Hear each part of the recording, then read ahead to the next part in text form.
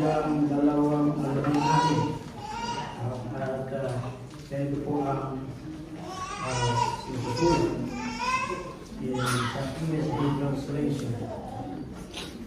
And he gave the apostles, the prophets, the evangelists, the shepherds, and teachers to equip the saints for the work of ministry, for building up the body of Christ, until we all attain to the unity of the faith and of the knowledge of the Son of God, to mature manhood, to the measure of the stature of the fullness of Christ, so that we may no longer be children, tossed to and fro by the waves and carried about by every wind of doctrine, by human cunning, by craftiness in deceitful schemes. Rather, speaking the truth in love, we are to grow up in every way into Him who is the head, into Christ, from whom the whole body, joined and held together by every joint with which it is equipped, when each part is working properly, makes the body grow so that it builds itself up in love. Lord, maraming salamat po sa program, sa worship. We bow and hear thy word, which we ask your Holy Spirit, Panginoon, na siya patuloy na tulog sa aming lugar. And as we listen to your word, we word patuloy na yung alam, patuloy na yung Spirit. Patuloy na yung word na siyang pagkik na aming lugar. Sa natin sa aming pagpapalit. Salamat po niyo kung pagpapala lang sa pangalan ni Jesus. Amen.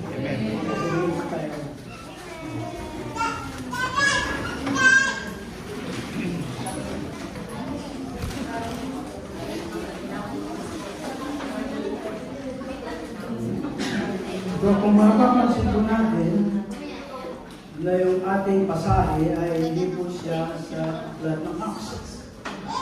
Dahil sa nakaraang mga linggo ay Acts po yung ating pinag-aaralan hanggang sa nakaraang Sunday ay tapos po tayo dun sa Acts 8, 1-8. At bilang preparation po doon sa ating nalalapit na anibersaryo, at yung ating theme ay evangelism and divine sovereignty to the growth of church, ay yung mga tatlong libro mula na kami ay connected or linked sa theme na ating anniversary. So, nakaraan po ay nakita po natin doon na hindi lamang nanatili ang paghahayag ng Ebanghelyo sa Jerusalem, bagkus ito ay lumaganap sa Judea at Samaria. Gaya ng sinabi ng ating Panginoon Kristo sa Acts 1:8, that you will be my witnesses in Jerusalem, Samaria, Judea, Samaria. At siya po ay naganap doon sa Acts 8:8. At dito po sa ating pasahe ay makita po natin yung title doon, The Mission and Ministries of the Church. Ano ba itong mission and ministry of the church?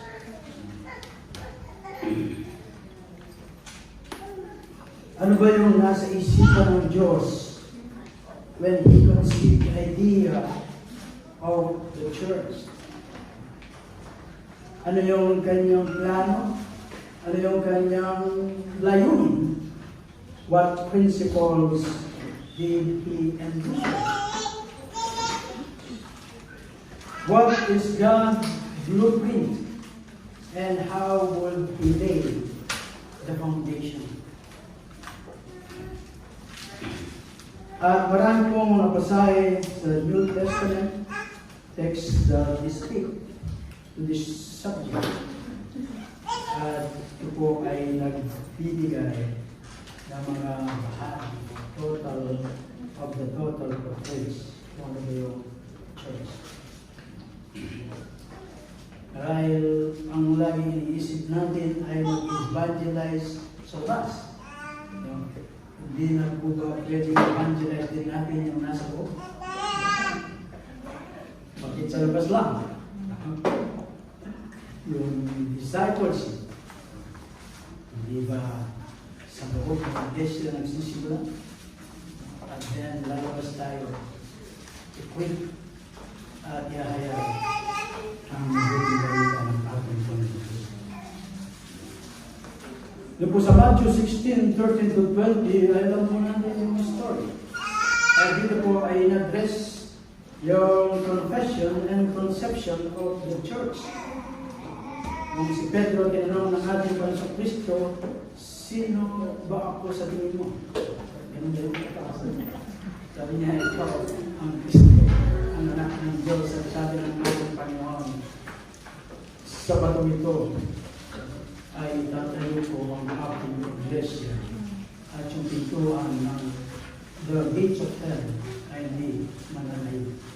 That is confession and conception of the church. Yung sa Matthew 16, 13 to 20.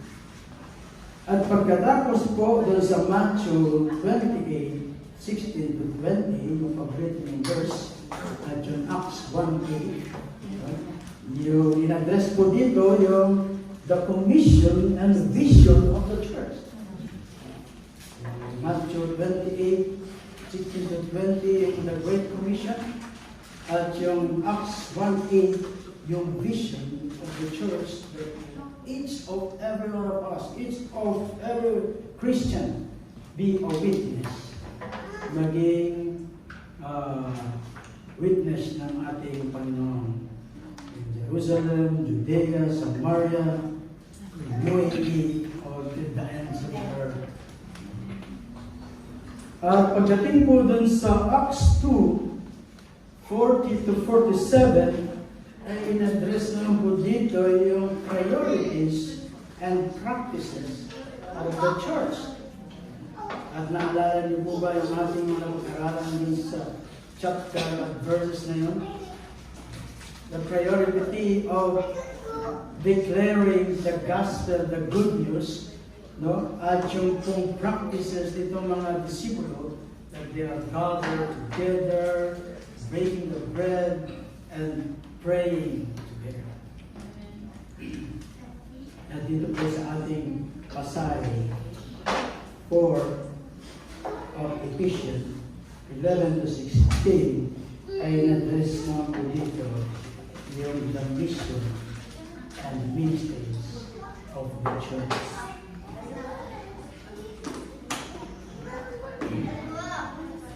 At ito pong whole text nito ay nagsasabi sa atin, no?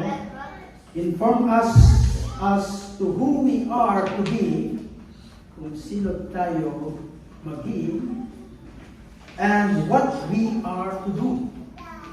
Ano yung ating gagawin? No?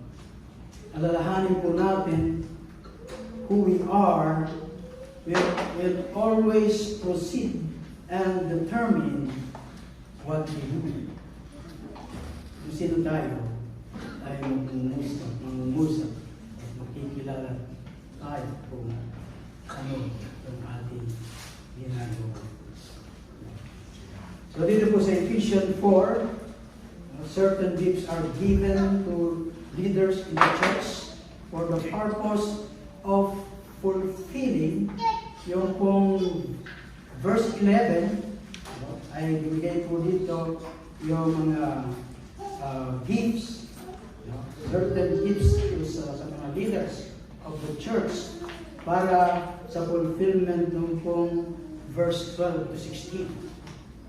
Kung pong binasa o kung magbabasa at makikita nyo yung pagkakaloob dun sa verse 11 So hindi pa lang sa verse 11 lang pinagkalooban. Meron na po dun sa mga unang pang verse. They are gifts from Christ. Ito pong sa verse 11. So ito pong mga spiritual gifts na ito na nabanggit dito sa Ephesians ay mga ilang gifts pala, ilang gifts lamang na na-list dito sa Ephesians. So meron po mga gifts na naitala sa Romans 12. Meron din po sa 1 Corinthians chapter 12, dun sa 1 Peter 4, dito rin sa Ephesians 4. At magkakaibang gifts, but meron isa ay overlapping gifts. At pagdating po dun sa verse 7, itong chapter 4, o verse 7 of chapter 4, sabi po dito, but grace was given to each one of us according to the measure of Christ's gift. Therefore, it says, and he ascended on high, he led a host of captives, and he gave gifts to men. The spiritual gifts are not natural talent. Natural talents are abilities you have acquired as an natural birth. But the spiritual gifts are what you receive by spiritual birth. Kaya ikaw ay born again Christian, ikaw ay mananampalataya ng ating Panginoon sa Kristo, o at least meron kang isang gift o marami pang gifts. Alam po ba natin?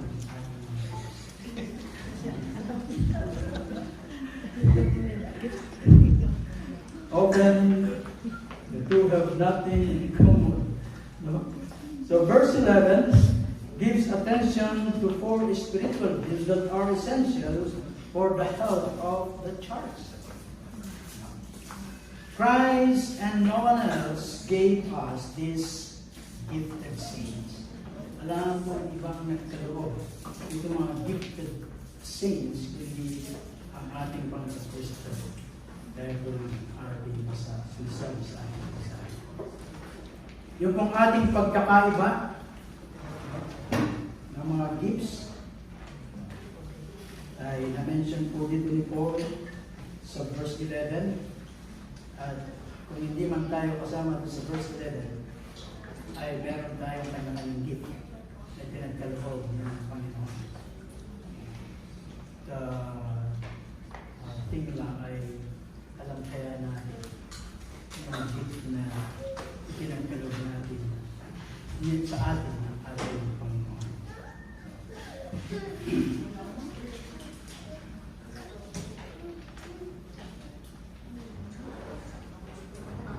So ito pong gift that are mentioned in verse 11 are ministry gifts. They are places in the body that exist to help the body achieve its fullest potential in Christ. At tingnan po natin yung mga nandirito sa list. Yung una po, sabi po dito sa ating pasahe, apostles. Ay, wala pong apostles dito sa atin. At ayaw natin maging apostles. Ito po ay nire-refers doon sa ambassador, one who sent with credential to present another. Para sila yung ambassador na nag-represent sa iba. Yung po mga apostles ay sila po yung mga pioneer of the faith. God sent them to the world at the birth of the church. Sila po yung ating pinag-aaralan sa Book of Acts. Yung mga nakasama ng ating Panginoon Kristo, yung naka-experience, naka-witness ng time ng resurrection. At sabi po dun sa 2 Corinthians 12:12, truly the signs of an apostles were wrought among you in all patience, in signs and wonders, and mighty deeds. When the church was established, there was no more need for the ministry of apostles.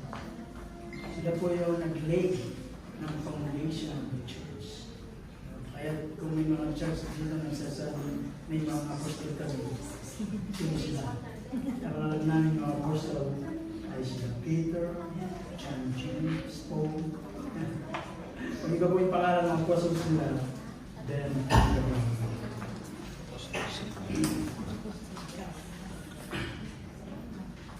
then the prophets, the word speaks of a foreteller. This was a person who received direct revelation from God to share with the world. And the words of the prophet were literally the word of God. Kung natin kung ikaw ay matagal na sa PGCGM, marami na tayo napag-aralan sa Old Testament at alam natin kung sino ng mga prophets ito.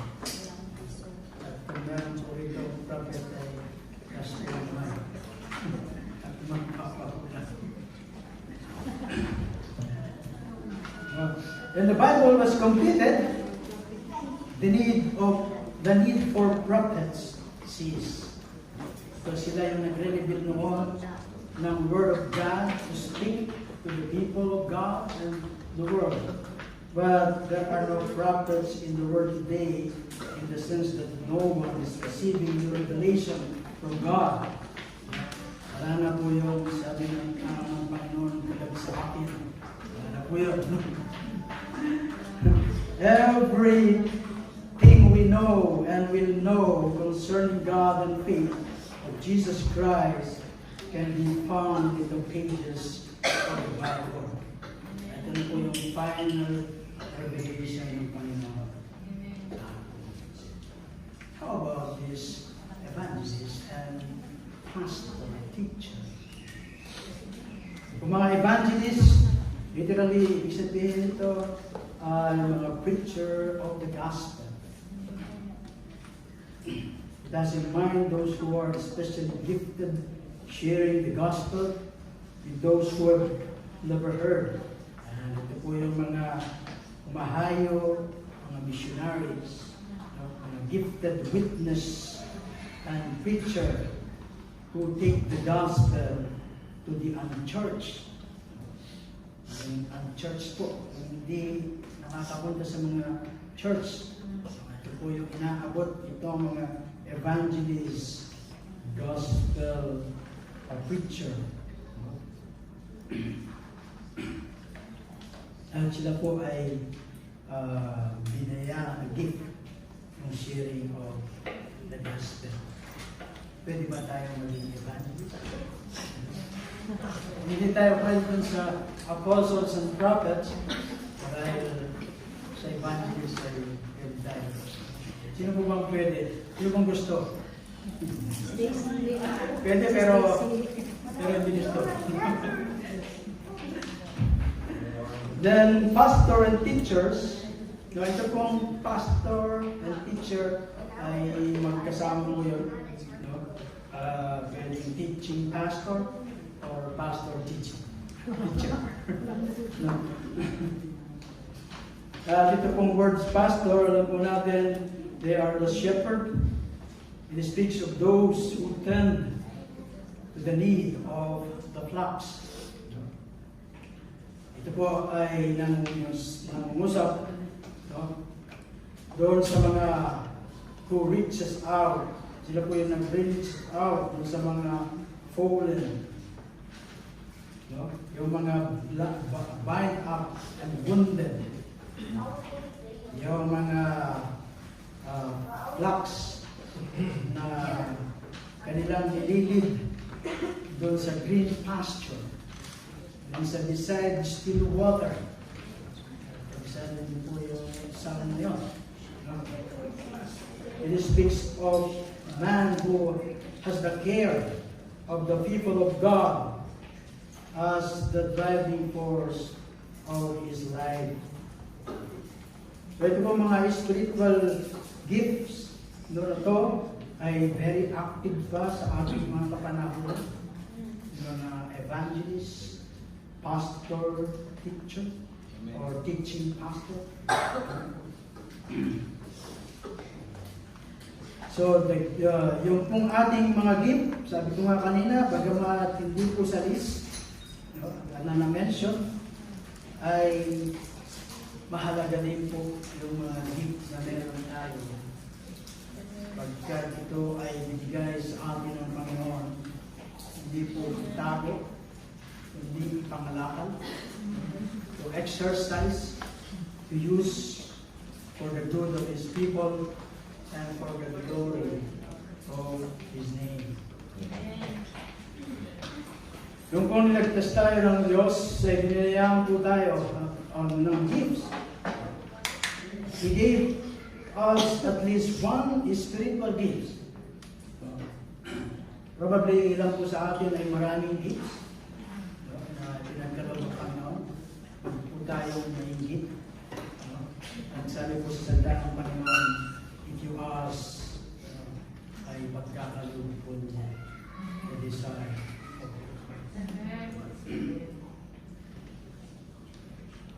Pinagkalooban po tayo ng gifts ng Panginoon, no? So that we could serve Him and so that we could be a blessing to His church. Kaya po na itong nakaraan, we are not here at hanapin natin kung ano yung maibibigay or what we can get from the church. We are here at what we can do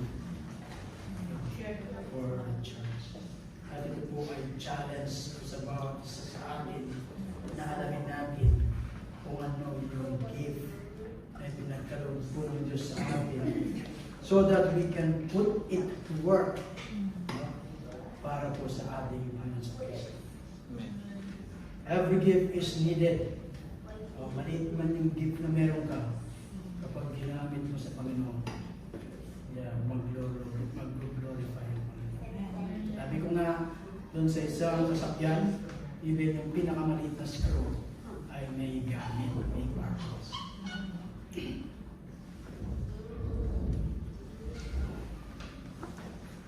So every member of ministry is a worthy motto for any church. At ito po ay isang biblical model. At kinuman po ng ating Panginoon Kristo sa mga disipulo. Nung siya ay dumating at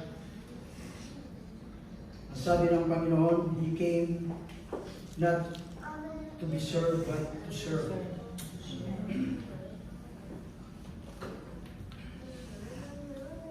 At dumating po yung ating Panginoon Kristo to make disciples. Hindi lang po to make Christians, but He came to make disciples. Yung daw pong church ay hindi daw po parang bus, kung saan yung pastor, yung driver, at hindi kaya na pumasok yung mga pasahero at hinayaan lang sumupo doon sa mga passenger seat at yung pastor lang yung mag-drive. Church is hindi daw po gaya naman. The church is a body and everyone has a job, a function, a part to play. Meron po tayong kanya-kanyang function, kanya-kanyang part na ayaw sa grasya na pinagkaloob sa atin. At yun po yung makikita natin yung observation dito sa ating pasahe. Doon po sa verse 12, God has a job for everyone. Meron daw pong job yung Diyos para sa bawat isa sa atin dun sa verse 12. God intends for the body to grow and mature. To grow and mature. Hindi lang po mag-mature sa edad, but mag-mature sa ating spiritual life. Sa verse 12 to 13 po, kita nga niyo. God wants believers to be grounded and safe. Sa verse 14, para daw hindi tayo toss to and fro. No? Sabi na pasahe na. And then sa verse 15, God wants us to speak to each other in love. Ito po yung usapan kanina patungkol sa love. Ngayon, love na naman yung ating pag-uusapan. Bakit kaya? Ulit-ulit yung ganitong mga taga. Dahil mahalaga. Pag inuulit-ulit, hindi mahalaga. Kaya nga pag binili ng anong nanay mo, pag makulit yung nanay mo, mahalaga yung sinasabi niya sa iyo. And verse 16 of chapter 4, God wants us to serve each other in love na naman po. Nagalang tayo sa love sa araw na ito. Pagkat umpisa pa lang ng month of love, puro love na. At ito nga, ito daw yung salitang laging pinag-usapan, ba't ito yung salitang hindi pinapractice? Pinag-uusapan lang. Pero hindi pinapractice.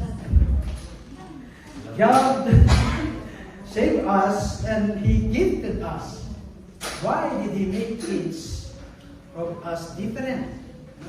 Bakit kakaiba ang mga gift na pinagkalab sa atin? Bakit hindi lahat na lang pastor or evangelist or teacher, preacher? So kung lahat pastor, wala na pong makikinig na. Lahat na, nakatayo na rito. He made this diverse one from one another because that was what the best for the body of Christ. Yung po yung best sa katawan ng ating Braso Kristo. Yung pong katawan mo, yun nyo, magkakapareho ba? Puro paa ba? Puro kamay? Mata? Ilong? Hindi po, di ba? But nandyan po lahat siya because for the best to function po in ating katawan. Then the member of the body was an ear who would do the seeing. Then remember was hand who would do the walking. Pero patiwarin tayo lahat tayo naglalakad. Yung puro kamay. No? So God made us diverse for His own reason. And Paul shares some of those reasons dito po sa ating mga basahe. Pagigising ko lang po yung mga ilan ko. Makapati ako yung mahawa. So the first one, nakita po natin yung completion of the body. Sinabi po ni Apostle Paul to equip the saints. Yung pong the word equipping, ano po yung ibig sabihin nun? And how is this done? Ito po yung verb, ito po ay verb, na yung pong original language is katartismon. Katartismon. So, kung saan po nanggaling yung English word na artisan or artist, craftsman. Yan po nanggaling yung mga English word na yon. Yung po sa katartismon. Someone who works with his hands and accomplishes something. So, meron siyang action Kaya nga verb eh. Actions. Naalala niyo ba yung English niyo? Kung ano yung verb. Noong kung ang ating Panginoon Kristo ay naglalakad dun sa shore ng Sea of Galilee, ay nakita po niya yung dalawang pares na magkapatid, si Peter and Andrew, and James and John. Sila po ay nandun sa kanilang bangka at busy po sila sa paggawa ng mga bagay. At ano po yung kanilang ginagawa. Nangingisda sa bangka. Alam po sa dagat na nangingisda. Hindi tayo nangingisda sa bangka. Sila po ay nasa bangka. They were mending their nets. Yung pong word mending ay equipping. Parehas po ng katagang katartiso. They were mending, they were equipping their nets. They were getting them ready. Bago sila pangisda. Nire-ready nila yung kanilang mga lambat. Kung may mga butas-butas dyan, tinatahi nila. Kung may mga salasalabat ng mga sukat dyan, pinatanggal nila. Inaayos nila. They were fixing them up, preparing them, getting them ready. At yung salita din ito ay tinatranslate sa scripture, fitting them out or preparing. It means to make one what he ought to be. Yun yung nais gawin ng Diyos sa atin nung nasa isipan pa lang niya na tayo ay ligahin. Kaya binabalik niya tayo, nire-restore niya sa pagkalikhan na sa atin upang restore niya yung function na inalagay niya sa atin na dapat natin gawin. It simply means that God has placed the various members in the body to help the body achieve its fullest potential for His glory. He has given the church.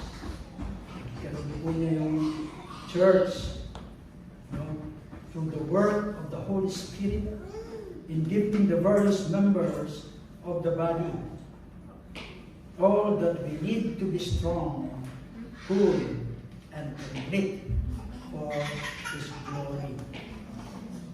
Naalala niyo po yung kasalitang holy? Hindi po yung nakalikod papunta sa altar. Nagmula po yung holy doon sa word na holy. God is full because He is who He is. Lahat ay magpafunction sa holy.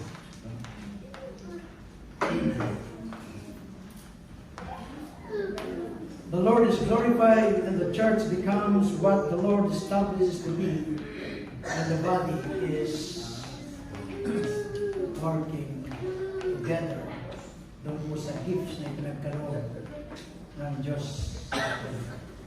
We become His body, carrying His light to a world trapped in darkness. Ay po yung mga ilaw ng sanglibutan ito. Dala-dala natin ang ilaw sa Diyos. To a world trapped in darkness. Sa verse 12 pa rin po ay makita po natin yung commitment of the body.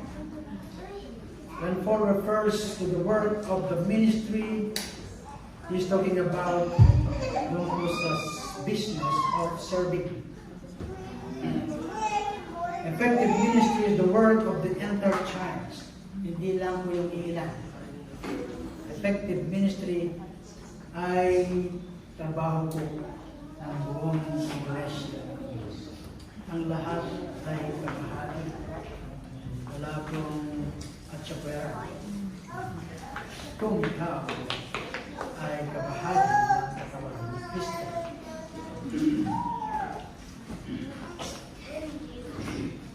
Gaano man daw katalento ako, o yung group ng mga leaders, there is no way that one person or even a few persons can effectively do everything that needs to be done in the local church. Hindi po namin kayang gawin lahat ni Pastor Joe. Kaya po nandito tayo. Kaya po tayo biniyayaan ng gift ng Panginoon upang tayo magkakaibaman yung ating mga gift. Sama-sama natin ganapin yung nais ng Panginoon at mag-function tayo ayon sa kanyang nais at abilisan na po sa atin. No one is that gifted and no one is that much time. Hindi po iisa lang.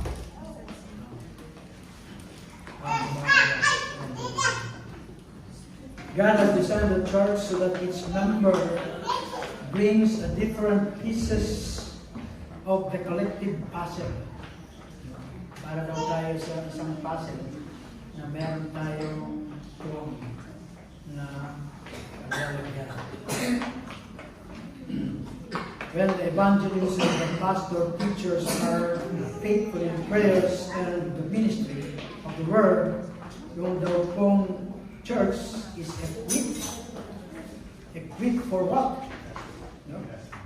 They are equipped to serve the needs of the body of Christ. It is not enough for us to simply to show up at the church. Hindi daw sapat yun na ma-attend lang tayo sa church. We must go beyond merely attending and become actively involved in the work of the Lord in the world. We do this by yielding sa ating Panginoon Kristo and exercising po yung mga gifts na pinagkaloob sa atin ng ating Panginoon. So, in other words, we serve the Lord and His church by doing just what He said you will equip you to do. So, nandun po yung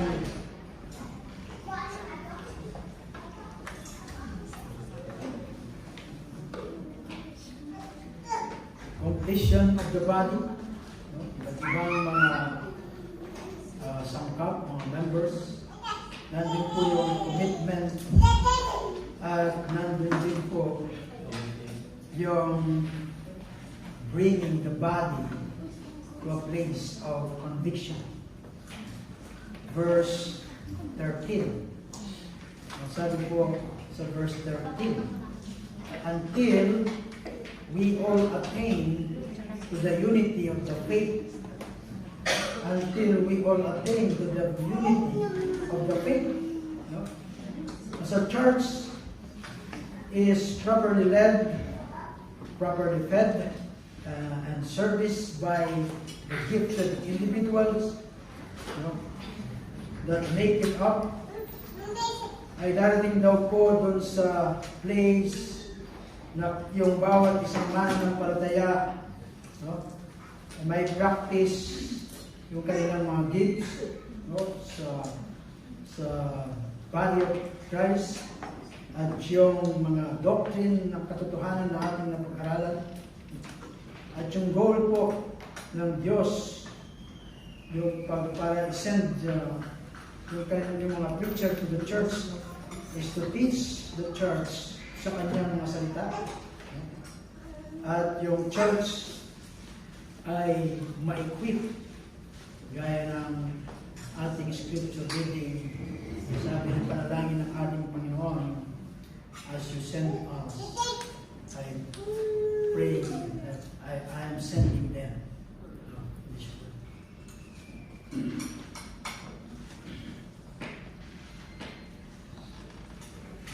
the body to a place of consciousness. Hindi lang sa conviction, but dun sa consciousness. Sabi dun sa kasunod na bahagi ng verse 13, no?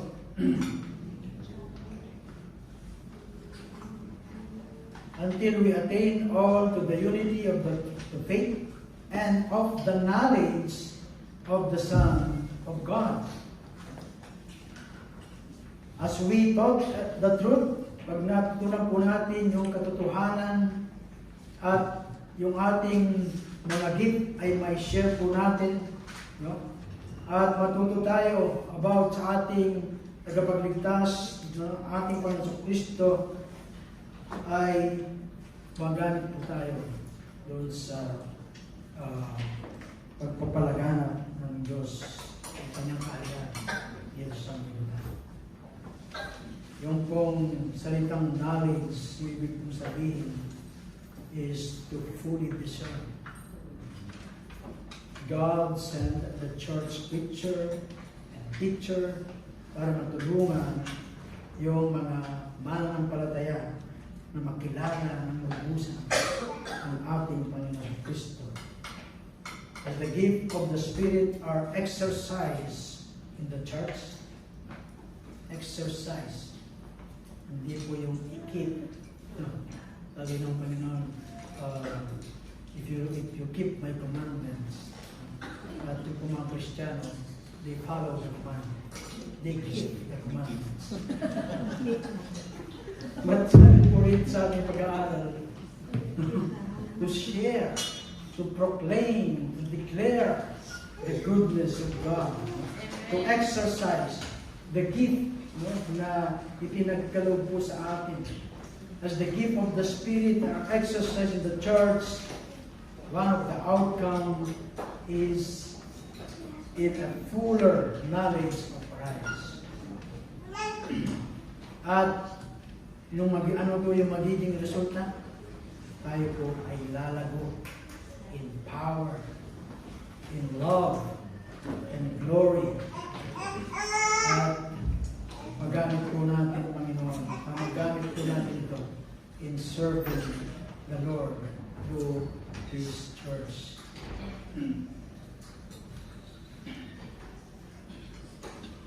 Paul ay, ganito po yung praise niya doon sa Philippians 3:10, that I may know Christ and the power of His resurrection. Ganon din po ba yung ating pagnanais na makilala siya ng lubusan at yung kapangyarihan ng ating Panginoon? Bring the body to a place of Christ-likeness.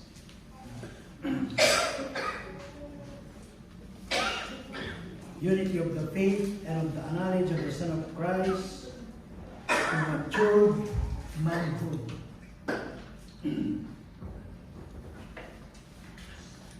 Yung pong maturity. God has gifted His church to help the whole body na para kung makarating tayo dun sa punto na maging mature. Hindi lang po sa mapa tayo maging mature sa edad. Bagkus sa ating pananampalataya. Nais ng Panginoon na tayo ay lumago out into the image of His Son. That is why He saved us.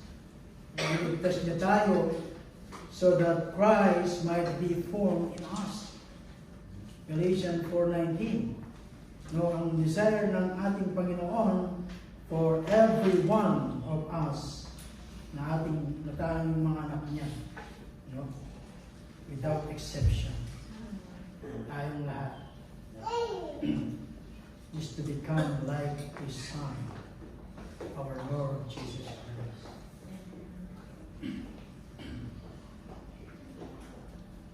Then sa verse 14, bringing yung pong body to a place of certainty. So, sa place na may katiyakan. Sabi po dun sa verse 14, so that we may no longer be children tossed to and fro by the waves and carried out by every wind or doctrine, by human cunning, by craftiness and deceitful scheme. This gives us the stability. Kapag tayo daw po ay lumalago sa ating Panginoon Kristo, we are no longer little children tossed around by every changing waves of doctrine na narinig natin sa mga ibang salamo o nakakalubilo natin.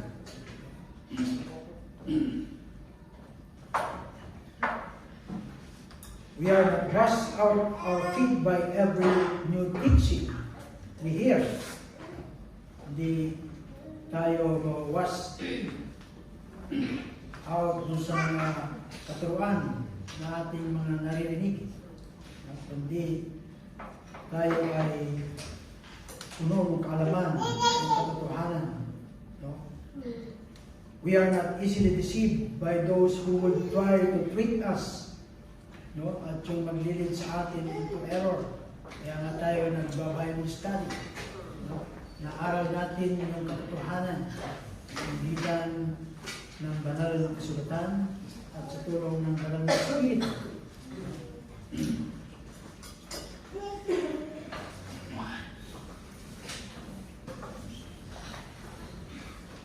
Yung pong kind of maturity is only possible when po sa member of the body, sa iyo at sa akin, kapag tayo daw ay lumalakad dun sa kalooban ng Diyos and exercising faithfully yung mga gifts na pinagkaloob po sa atin. Ang dahilan daw po kung bakit tayo ay magkakaiba ng mga gifts, no? Kung bakit tayo ay ginawang magkakaiba, so that in the end, we will become all the same. Magiging iisa tayo. He gives us different gifts so that you can benefit from how He has gifted me, and so that I can benefit from how He has gifted you. Magbe-benefit po ako sa gift na ginagkaroon sa inyo, at magbe-benefit naman kayo doon sa gift na nagkaroon sa akin. Kung kaya kung ikaw ay nandirito, ay hindi aksidente na ikaw ay nandirito. Sapagkat dito ka nilagay ng Panginoon, sapagkat kailangan mo sila at kailangan kanila.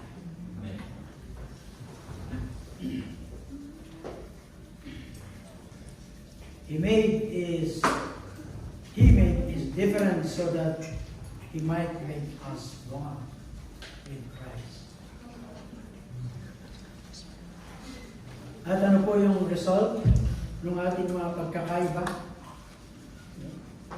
When we are each doing what the Lord equipped us to do, ay may mga resulta po tayo magkita, no? Sa katawan ng ating Panginoon Kristo. Sabi po sa verse 16, from whom the whole body joined and held together by every joint with which it is equipped, when its part is working properly, makes the body grow so that it builds itself up in love. Diversity makes the body possible. Kagaya daw po ng physical body, no? Isa unique. So our each of member ng katawan ng ating Panginoon Kristo ay kanya-kanyang gift na dapat natin i-exercise, no, for the good of His body. Kagaya ng katawan, Our physical bodies are a united whole. So the body of Christ is feet joined together and held together.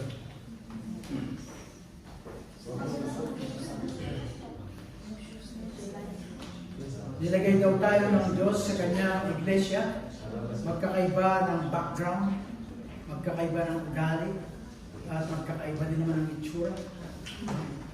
But yung purpose ay easy. For the good of His people and for the glory of His name. Kapag tayo kung kanyang mga anak ay exercise po natin o gamitin yung mga gift po na pinagkaloob sa atin ng ating Panginoon. Every member has been given a unique assignment na dapat daw natin gampanan. The body of Christ is able to exist and function in the world kapag ating ginagampanan yung mga tungkulin na pinagkaloob po sa atin. Sa verse 15, makikita po natin dito, rather, sabi po rito, speaking the truth in love, we are to grow up in every way into Him who is the head, into Christ. Yung pong ating pagkakaiba, no, makes the body powerful. Nagiging malakas po yung katawan, yung church, sa ating pagkakaiba-iba kung ating gagamitin yung mga gifts na pinagkaloob po sa atin ng Panginoon. The same diversity that makes the body possible also makes the body powerful. Kung isa lang po yung kamay na kumikilos, ay mas mahina, mas konting may bubuhat niya o magagawa niya. Pero kapag dalawa ang kamay, mas marami ang mga copies. Ganun din po sa church ng ating Panginoon. Kapag tayo sama-sama, no, ganapin yung nais ng Diyos na ipagawa sa atin, we can make the impossible possible. Sa grasya po ng Panginoon at sa tulong ng Banal na Espiritu. As we each exercise the individual gift we have been given, the body is fed, nurtured, and helped to grow to maturity in Christ. When the body is given the truth, and when the truth is given from the heart of love, the result will be maturing of the body into the image of His head, ng ating Panginoon.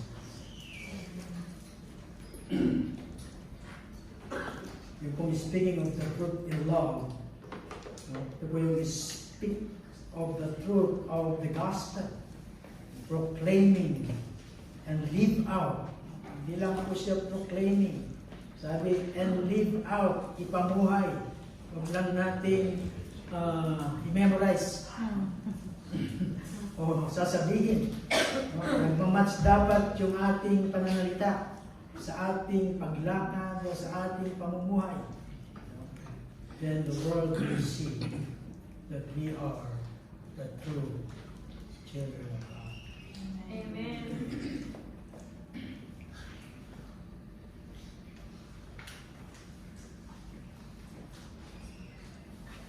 When the truth proclaimed and lived out by the church that is in love with the Lord, one another and the lost world around it, ay ma-witness po nila at yung pong buhay ng church nito that preaches truth, love truth, share truth, and that love the God of truth is the kind of church that God will use in powerful ways to glorify Himself and to reach the lost. Yun po yung uri ng iglesia na gagamitin ng Diyos kapag daw tayo bilang kanyang katawan ay pinipreach natin yung katotohanan na may pag-ibig. Yan. No? Sinashare natin yung katotohanan na nagmumula sa pag-ibig ng Diyos. No? Ito raw yung church na ginagamit ng Diyos at magiging powerful daw ito, no? Para sa kalulwalhati at sa upang marating yung mga loss. The truth is to always be given out in love. Kailangan laging may pag-ibig yung katotohanan na ating pinoproclaim. Hindi lamang siya obligasyon na i-declare natin, but ito'y nagmula sa kaibuturan ng ating mga puso. To love the unlovable. Mga share nila kanina patungkol sa love. Kasi di namin natapos dahil maraming mga bagay na pag-usapan patungkol sila. No? Our diversity makes the body productive. No? So, hindi lamang yung ating pagkakaiba ay maging powerful yung body, no? Ay magiging productive din. At dito po dun sa last part ng verse 16, nasabi po dito, no? From whom the whole body involves and held together by every joint with which it is equipped, when each part is working properly. Hindi niya po tinanggal yung properly doon. No? Dapat sinabi nila, when each part is working, make the body grow so that it builds itself up in love. No? Pero nilagay niya po yung properly. Properly. Nag-work ng properly. No, kapag hindi siya nag-work ng properly, nagmamalfunction. No? Kung baga sa sakyan, no? Kaya naman sakyan ni Pastor John, nagmamalfunction. Yung kanyang brake, hindi siya nag-work properly, then nakabundin po sa salikod. Ganon din po tayo, mga mananampalataya. No? When we are not working properly dun sa nais ng Panginoon sa atin, no? Imbes na tayo ay maka-encourage sa iba o maging blessing, baka maging stumbling block na tayo sa iba. Working properly, no, makes the body grow so that it builds itself up in love. Magawa ko na, nagre-reklamo ko na. Di ba? Pag lang. As God works in us to develop our life to its fullest potential, and as we allow Him to pour our lives into the lives of our fellow believers, the whole church is blessed and strengthened and will experience yung paglago. Kapag tayo ay in-pour out daw natin yung ating mga buhay sa kapwa natin mananampalataya. At nabibless daw po yung church na i-strengthen yung bawat isa at ma-experience natin yung paglago. It is the loving exercise of our spiritual gifts, one for another, that enables the church to make a difference in the world around us. Kaya kung tayo ay lalabas, makita nila yung pag-ibig ng bawat isa sa atin, parang magnet. Sabi ng magnet na nag-absorb. Hindi ko nga nung nakaraan, no? Yung isang in-invite sa church, lagi in-invite ng pastor, no? Tapos, hindi siya dumatalo, hindi niya nakita. No? Pero nung nasunog yung church, ay una siyang nakita ng pastor. No, sabi ng pastor, di ko lagi kong i-invite. Tapos, opo, sabi ng mama, no? Oh, kung i-invite kita, hindi ka nagpupunta rito. Kung ngayon nasusunog yung church, sinabi ko na. Ngayon ko lang po kasi nakita na nag-aalab yung iglesia. Kapag hindi nakikita yung pag-aalab ng pag-ibig sa atin, hindi lang mananampalataya. Kaya pala, ayaw. Ba't siya darating? Ba't siya narito, di ba? Ngayon ka lang nakita nag-aalab ang inyong iglesia. Kaya po ako nandito. Well, testimony. Pag-alabin po natin yung pag-ibig natin. Amen. Amen. Nung gano'n, ay ma-witness po ng House of the Boss. And they will glorify yung ating Panginoon.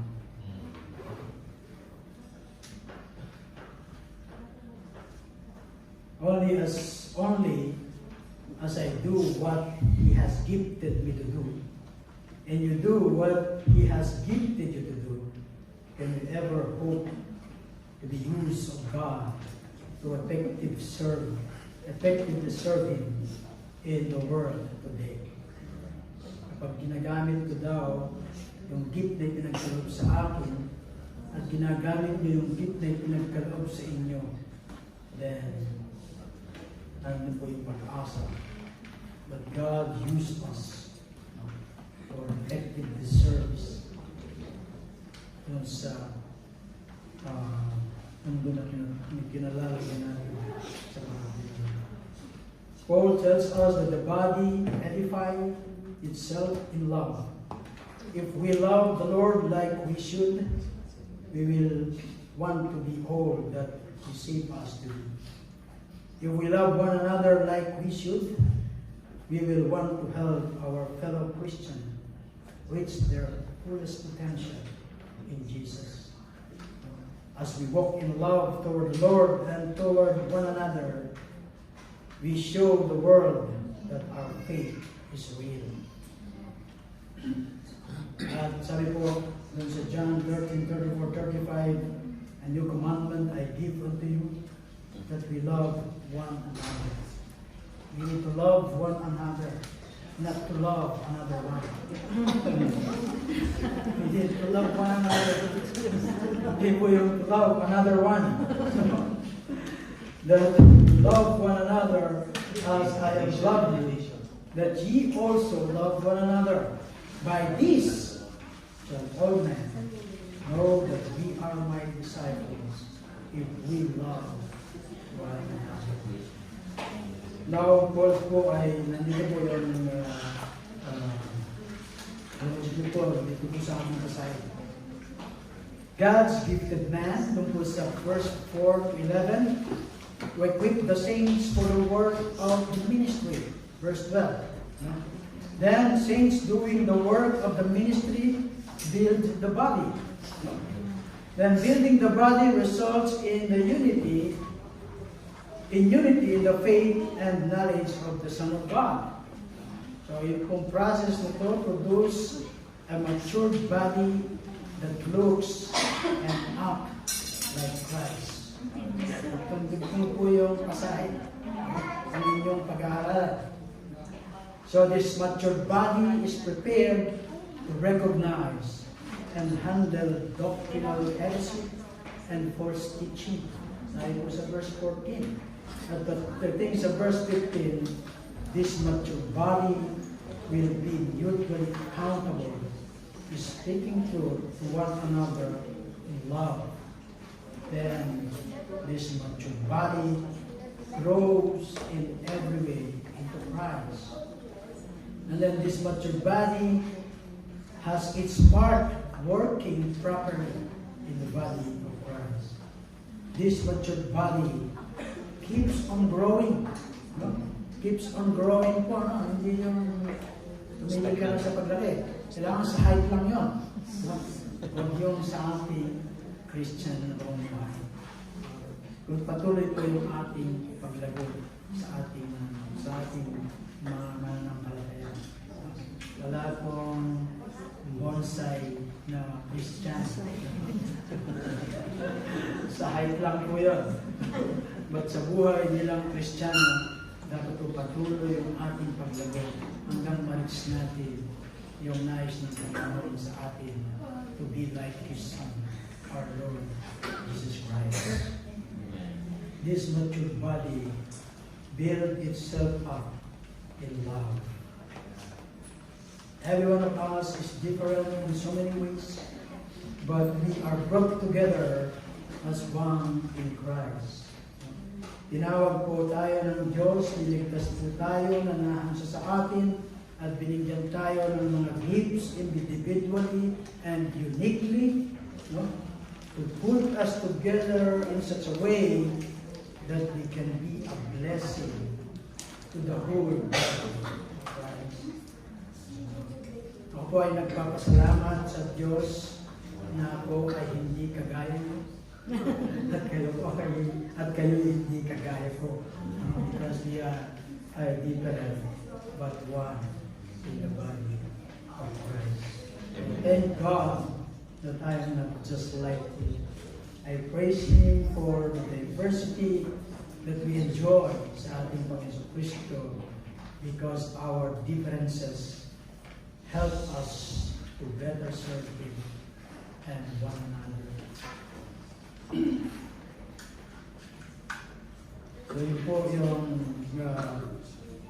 vision and ministries of the church to equip us, for the work of ministry, for us to be stable, to be certain, to grow continually at sama-sama po tayo ganapin yung nais ng Diyos. To reach the lost, to build up one another, and to glorify ang ating Panginoon through His church. Tayo po ay Diyos.